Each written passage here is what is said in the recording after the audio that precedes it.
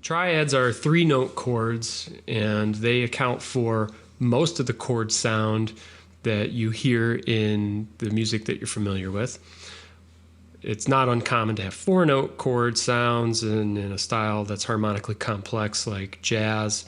This is quite the focus of those kinds of styles. You might even get 5, sometimes even 6-note chords in jazz. It's also not uncommon to have 2-note chord sound in a less harmonically complex style, for example, metal, harder rock styles that use power chords. But it's fairly safe to say that most of the chord sound that you hear in most of the music that is common is comprised of triads, 3-note chord sounds. We're going to talk about how you create triads and what distinguishes one type of triad from another. There are 4 kinds of triads. You're probably already familiar with major and minor chord sounds. There are 2 other types of triads. There are diminished and augmented triad types. The difference between these has to do with the distance between the 3 notes of the chord. That's what we're going to look at in this video. The way we always do these examples is from C, just because that's the easiest thing to do on paper. So we're going to build 4 kinds of C chord, and we're going to analyze the distances between those notes.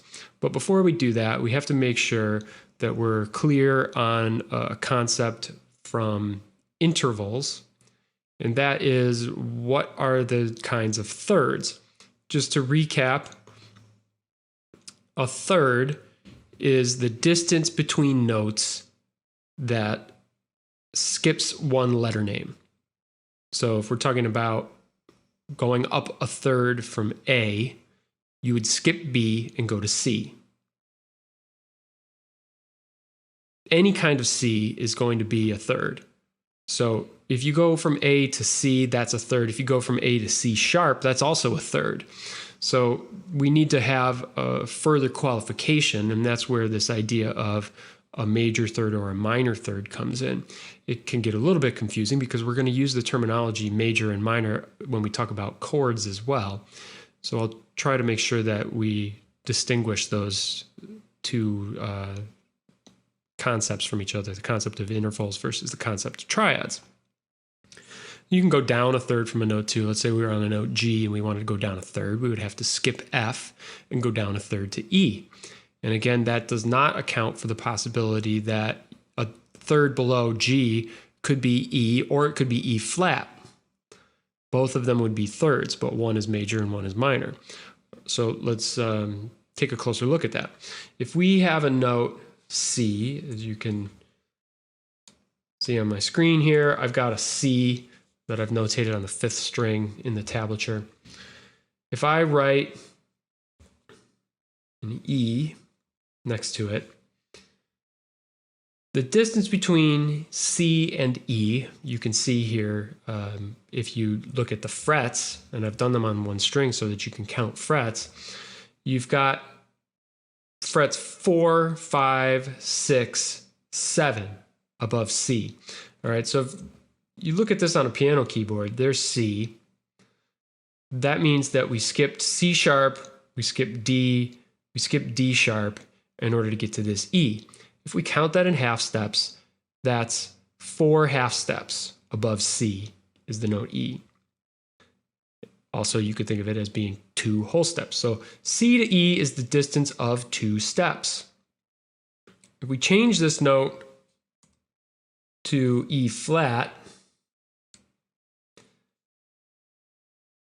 it's still a third. But now we've taken away 1 half step. This is the distance of 1.5 steps from C to E flat. The smaller of these 2 distances from C to E flat is what's called a minor third, whereas the The larger distance from C to E was a major third. And that's an important concept to remember. Minor is always smaller than major.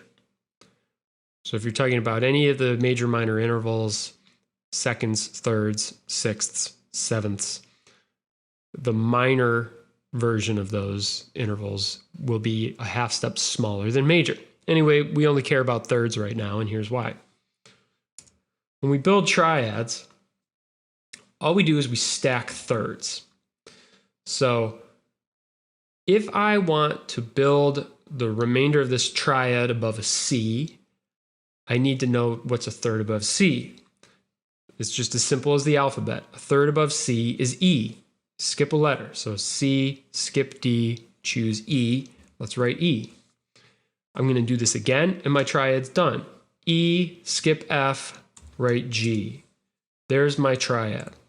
C, E, G. But there are three other possibilities for how you could construct a triad above C. And here's what they are. We could have started from C and gone up a third, but not a major third. It could have been a minor third. It could have been this note, E flat, followed by G. The next possibility, and I'm going to have to change where I write this. The next possibility is that I have C, E flat, and instead of G, I have G flat. And the final possibility is that I have C, I have E, and instead of G, I have G sharp. These are the only choices in how I'm going to stack thirds above the note C. Now we're going to look a little bit more closely at each one of these combinations. And we're going to do some measurement. We'll make sure that we know the distance from the bottom note to the middle note and the middle note to the top note, and then we're going to write down the resulting chord sound from each of these.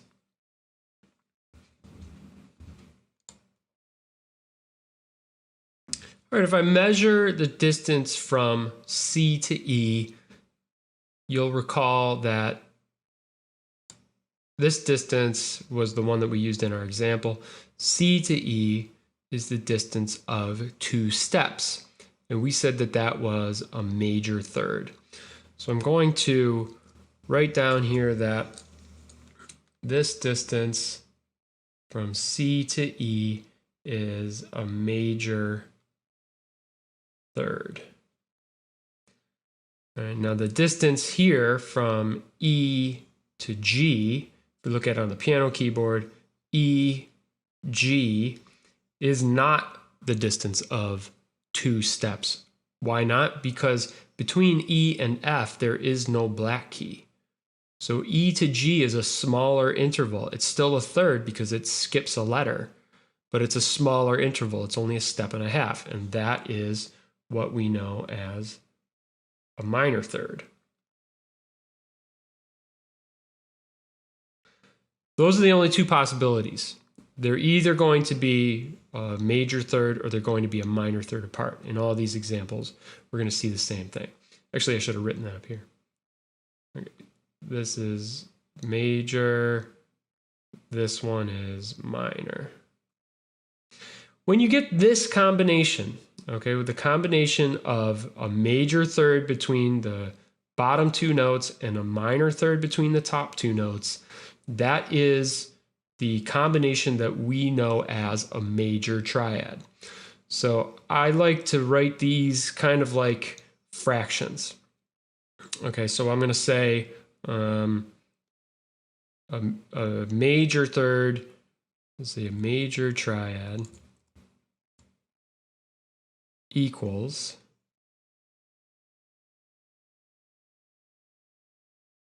major third on the bottom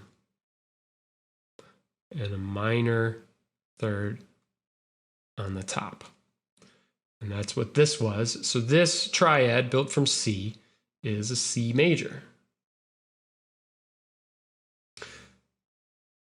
You can tell that we're going to get something different over here.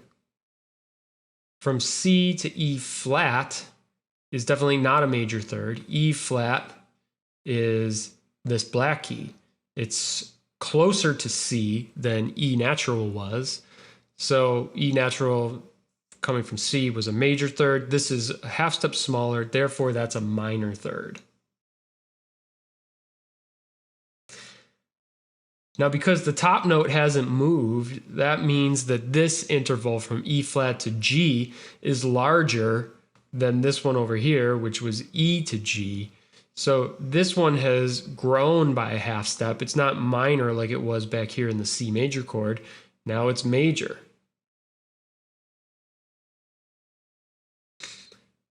This formula, minor third between the bottom two notes, major third between the top two notes, is the sound that we describe as a minor triad.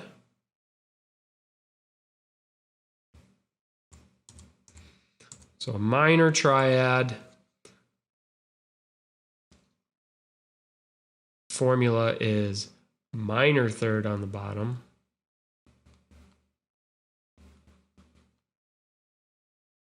major third on the top.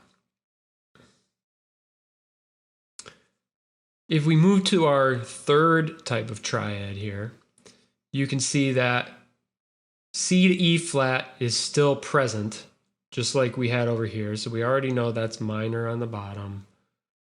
But now the G flat on top is closer to E flat.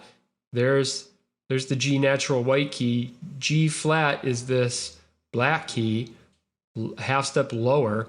That means that where E flat to G in the minor triad, oops, I forgot to write C minor up here. That's C minor. Where E flat to G was a major third, we've made this interval smaller. E flat to G flat is a half step smaller than this one was. That means this is another minor third. In this case, we have a triad with two minor thirds. This is the first time that the top note distance from the bottom note has changed. In both of these cases, the distance of the outside notes here was not different. C and C minor both have a C on the bottom and a G on top. It's only the inside note that moved. Now that's not true anymore. The overall distance from the root to the fifth of the chord is smaller, and it's for that reason that this triad is known as a diminished triad.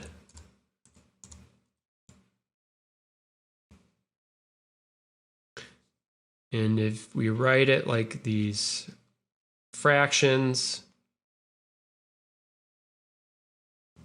it's minor third stacked on a minor third. To notate that, we use this symbol, like a degree symbol. C diminished. Put that in here.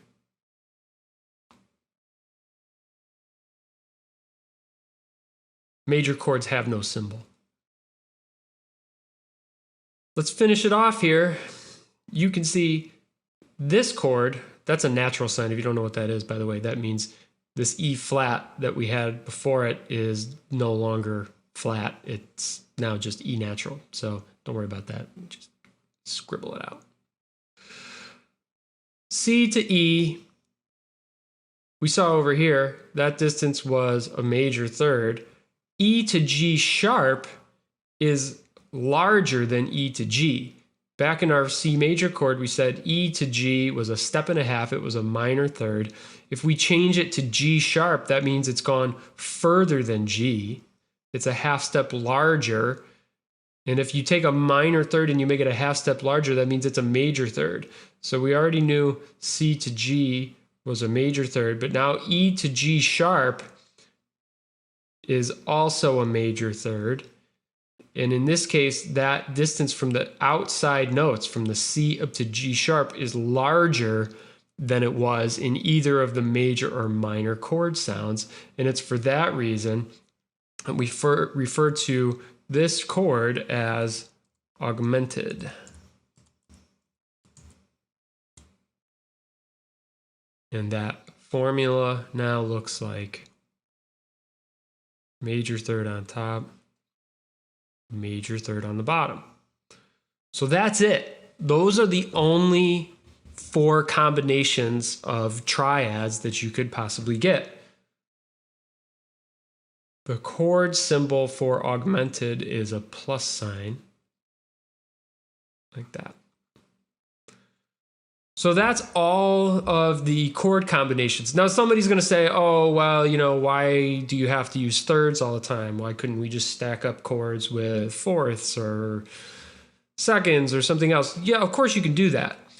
There's plenty of other combinations of intervals that will yield harmonically usable sounds, but 98% of music doesn't do that. It does something with one of these 4 chord types. And truth be told, for the most part, you're talking mainly about these 2.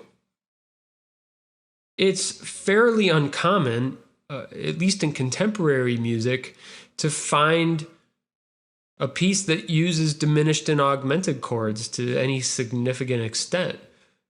Most of what you're familiar with hearing is largely just major and minor chords. Occasionally a 4-note chord thrown in there like a dominant 7th, but that's for another day. Now, there are a lot of additional topics that we could get into about triads, and one of them is inversions. I'm going to save that for another video, where we talk about the fact that these notes don't have to be in order. If you see the notes C, E, G, like a C major triad, and they're scattered all over the place without the C on the bottom, they might not even be all together like this, it doesn't matter. You still are talking about a C major chord. But we're going to devote a video just to the topic of inversions, and maybe we'll get into a little bit about voice leading too. Stay tuned for that, and make sure that you also watch the video on Diatonic Triads, which talks about how to spell all of the 3-note chords, the triads that belong in any given key. Thanks.